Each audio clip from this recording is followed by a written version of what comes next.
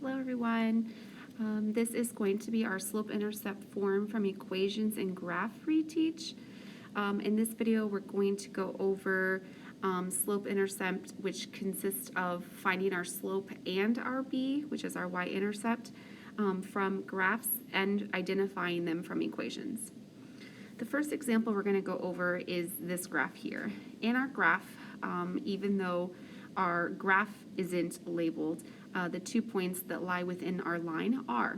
When working with slope-intercept form, we need to remember that we are using our slope-intercept form equation y equals mx plus or minus b, where m is going to represent the slope, b is representing the y-intercept. The first thing that we can do with this graph is we can go ahead and find our slope. To find our slope, we can use our slope formula, which is y2 minus y1 over x2 minus x1, or we can use rise over run. For this particular problem, I'm going to choose to use rise over run, and I'm going to start with my point 0, negative 4, and I'm going to rise and run 2, 3, 0. So I'm going to rise 1, 2, 3, 4, and I'm going to run 1, 2, 3. This makes my slope 4/3. Just to double check my sign, I need to re-look at my graph and I ask myself, is this line, is that increasing or decreasing? What I mean, is it going up or is it going down? This in fact is going up, so it is going to be a positive slope.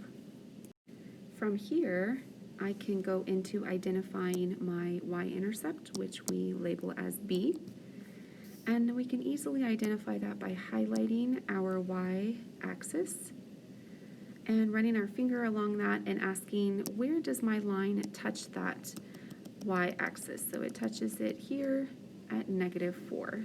So our b, which is our y-intercept, is at negative 4.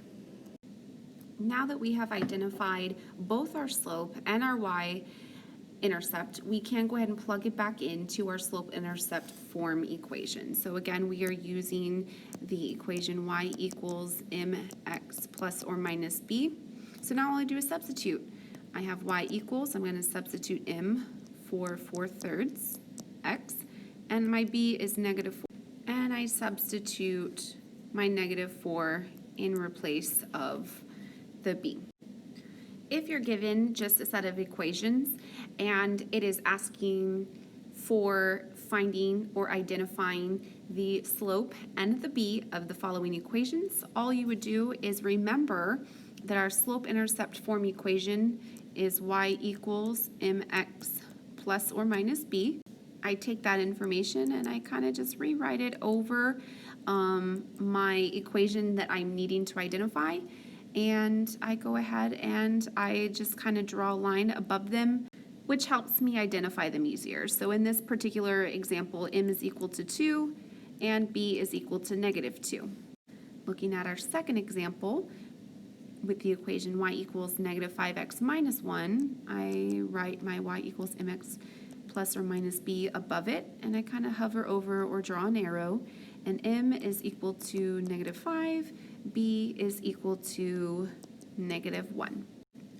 If you're given just the m and just the b, and you're asking to place the equation into an equation represented by slope-intercept form, you just do its opposite. I know that my slope-intercept form equation is y equals mx plus or minus b, and I just substitute. So my first example, I need it to be in the formula of y equals mx plus or minus b, and I substitute m for 16, and b is a plus 2.